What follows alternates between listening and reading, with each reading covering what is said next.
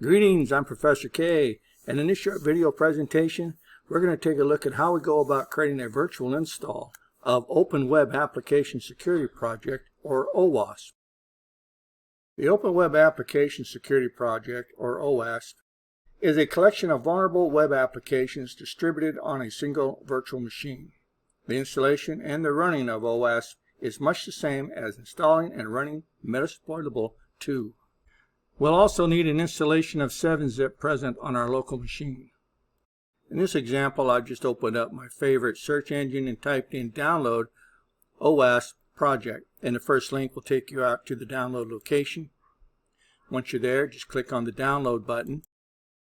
Now I'm using Chrome, so this is going to take just a couple of minutes. Once the download option pops up, just go ahead and save the file to your local machine.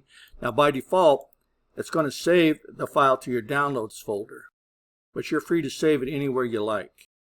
Once the file has completed its download, just go find it, right click on it, and here you're going to select 7-zip from your context menu, and from the next context menu you're going to extract it to the name of the folder.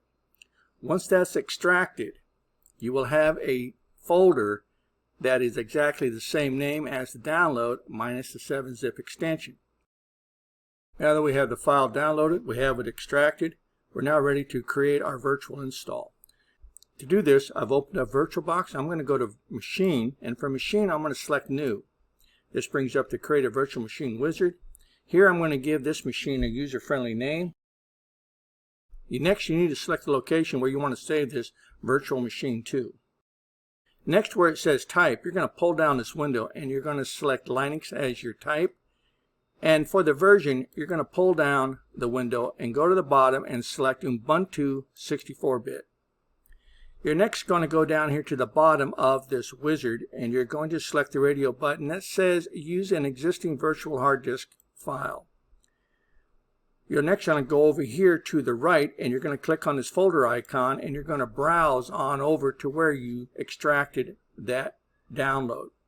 To do this, we're just going to click on Add, and from here we're going to open up our download location. There we'll find our extracted folder. Double click it. The file that you must use to install this application is the one that is entitled webapps-cl1-vmdk. It is 1 KB in size. Just go ahead and double click that. Next, you can go down here to the bottom and just select Choose.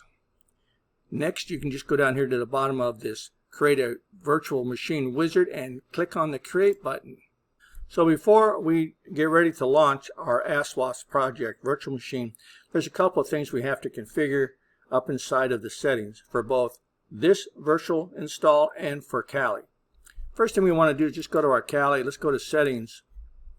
And for us to be able to communicate with this virtual machine, we're going to have to go down here to Networking and change the attached to NAT network. Once you've done that, just say OK. And do the same thing for your new install of the OWASP project. Just right click, go to Settings, go to Network, pull down the attached to and select NAT network. And then just say OK. We're now ready to begin launching. So let's go ahead and launch our Kali, and we're next going to launch the OWASP project. The first time you run your OWASP project, it can be a little slow in booting up, but beginning with the second time and going forward, it boots up much quicker. Once you're at the logon screen for your Kali, just go ahead and log in, and this we can minimize. Do be patient with your new installation of OWASP because it does take a few minutes for it to begin the actual boot process. Make sure you read everything that's on the screen. This will give you the username and password so that you can log on to this application. The username is root and the password is OWASPBWA. Now once you get up to a logon prompt, you can go ahead and type in ifconfig. And from here you can verify the IP address assigned to your machine. In this case, my IP address is 10.0.2.10. You can next bring back up your Kali machine, and from here go ahead and open up a terminal and type in ping the IP address of your virtual install for OWASP. And you should get back positive replies. To break the sequence, just type in Control-C. Go up here to the quick launch for our Kali, and we can launch our web browser.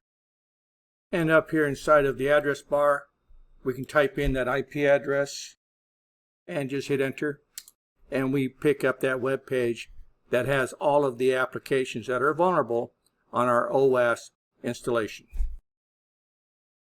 And so that's going to conclude this short video presentation on how we go about creating that virtual install for OWASP. Have any questions? You have any concerns?